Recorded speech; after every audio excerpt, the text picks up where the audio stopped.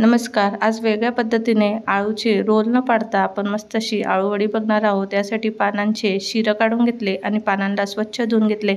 एका बाउलमध्ये बेसन पीठ, तांदळाचं पीठ, तीळ, हिरवी मिरची, जिरं, ओवा, लसूण याची पेस्ट घालून घेतली. त्यानंतर लाल चटणी, धने पावडर, मीठ, चिंच गुळाचं पाणी घालून घेतलं.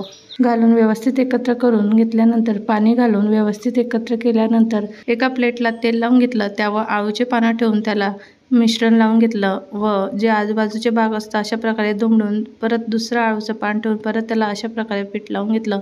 चौकोनी आकार येईल अशा प्रकारे एकावर एक आळूचे पानं ठेवून आपल्याला पीठ लावून घ्यायचं आहे. त्यानंतर वरून तीळ लावून स्टीमरच्या भांड्यात 15 मिनटं वाफवायला ठेवायचं आहे. 15 मिनटानंतर थंड झाल्यानंतर त्याचे चौकोनी आकाराचे काप करून घ्यायचे आहे आणि गरम तेलात मस्त असे ब्राऊन रंग येईपर्यंत फ्राय करून घ्यायचे आहेत.